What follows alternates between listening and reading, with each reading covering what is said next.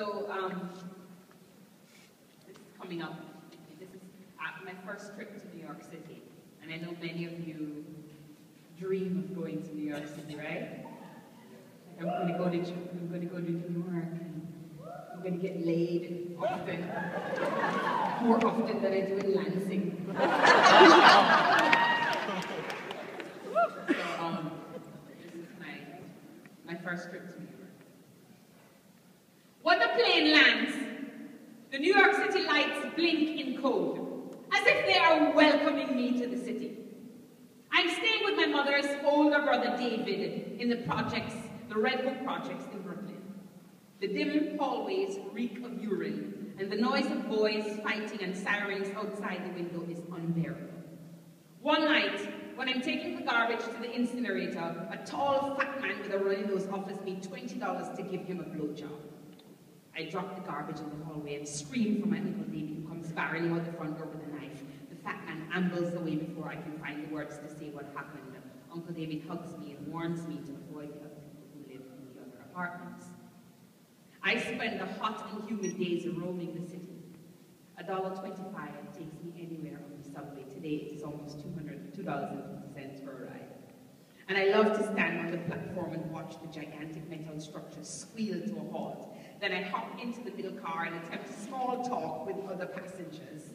Hi there, my name is Staceyann Chin. What's your name? People look at me like I'm crazy. Only other tourists speak to me. In Union Square, I meet a man who was born in South Africa of Dutch parents, raised in London, whose wife is Somalian. They're both moving to Italy after they have their summer vacation in New York and Toronto. I feel so cosmopolitan talking to him. The chic Asian girls in Banana Republic jackets quickly rush by me. Caribbean restaurants, slim dark men in leather suits, pornographic bookstores, black girls with afro mohawks and white girls with pink hair lining the streets. One afternoon, I venture into a bar called the Stonewall Inn. A white man dressed in a blonde wig and women's clothing offers to buy me a drink. So where you from, honey?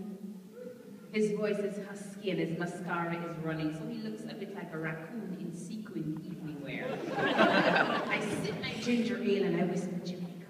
I'm from Jamaica. Oh God, I had a Jamaican lover once. He had the biggest dick I ever seen.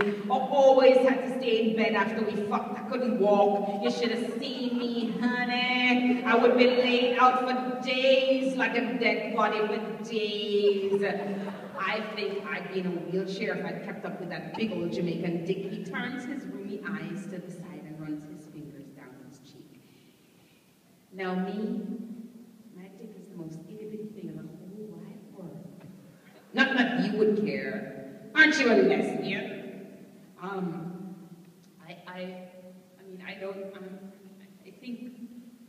I like girls, but I don't.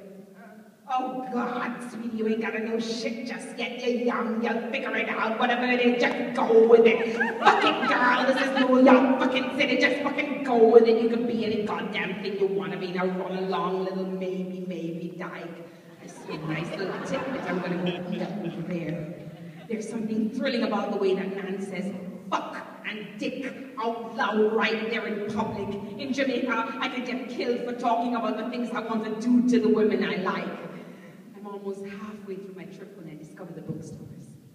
A Different Light, Oscar Wilde, the Revolutionary Bookstore, the People's Republic, and I want to read you the other part about when I actually go home. And I go home, you know, after my trip to New York, I'm like, fuck it, I'm a lesbian. I'm gonna come out of my closet. So this is like I go home and I'm like, shit, I'm gonna tell everybody I am a lesbian and they have to admit it and blah, blah, blah, blah, blah. So I actually go home. And, I decide to come out to my best friend Raquel first. Raquel is about to be in her first year at university. So we make an appointment to see each other. I'm happy that she's an English major because we get to see each other every day. I spend the days before searching the library for newspaper articles about homosexuality. All I find are stories about women who are caught having sex with their children or men raping little boys.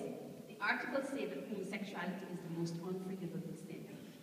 Almost all the reported incidents involve mobs, many end in violence and sometimes with the alleged homosexual death.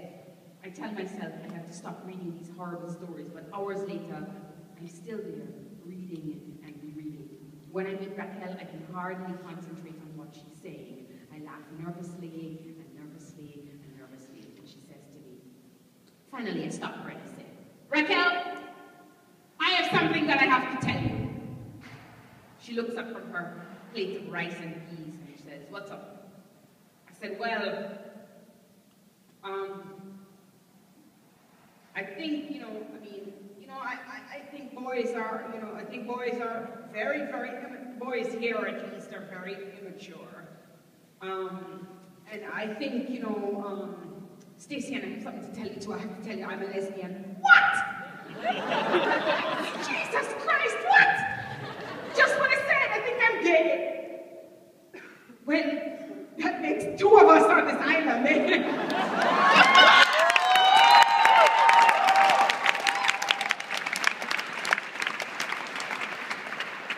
So we come out, and then, I finally start, fucking around with other women, but this is how it goes. I'm just gonna, race you through, another paragraph, and then I kick up a couple of poems, and then, we'll call it a night, all right?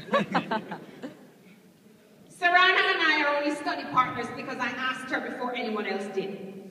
We meet in her room because the air conditioner in the library is always turned up too high. The following week, when she mentions that her neck hurts, I offer to massage it for her. Her skin is warm under my hands, and I let my fingers slip beneath the collar of her white silk blouse. When I unsnap her bra, she does not resist. 20 minutes later, we're both naked from the waist up and kissing. Though I don't have the courage to reach below her belt, making out with Serrana is the most exciting thing I have ever done. As I'm leaving, she leans her body against the closed door and asks what I'm going to give her in exchange for passage out. I offer her my next study session. She accepts, and we kiss long and hard to seal the deal. On my way home, I inhale the scent of her perfume on my hands, reliving the evening and counting the hours until I see her next. Raquel and I have emergency meetings to talk about it. And she encourages me to come out to my other friends. Annabella blushes and giggles and tells me that she knew all along. Brand says he's proud of me for finally admitting it. I'm so relieved I decide to have a real talk with Serrana about my sexuality. I wait until we're half naked and snuggling to lean into her neck and say, the rumors they have about me are true. She pushes me away and reaches for her shirt. Yes, I tell her, I'm a lesbian. When she's dressed, she tells me, get the fuck out of my room. You disgust me with your nastiness, Staceyann Chin. I can't imagine why I ever let you in my room. I never ever want to see you again. I move toward her to hug her, to beg her, please don't speak to me like that, but she quickly opens the door and tosses my books out into the hallway. The girl who lives in the room next door pokes her head in to ask if everything is all right. I tell her to mind her own fucking business. When Serrana tries to shut the door, I stick my foot inside and ask, what do you think we're doing, Serrana? We are participating in some kind of lesbian sexual activity. You might be bisexual, as you call it, but you were here rolling around with a true blue lesbian.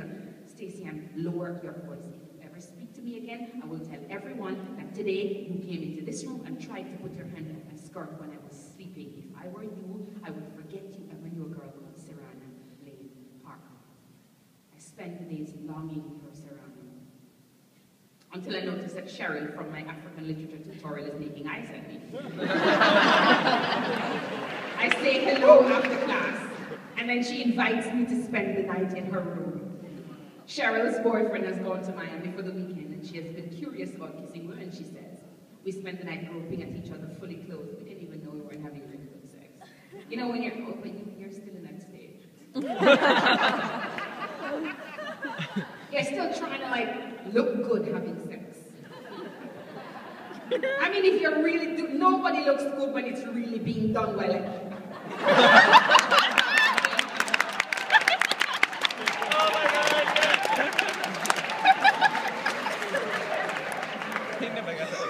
Pretty much a true story.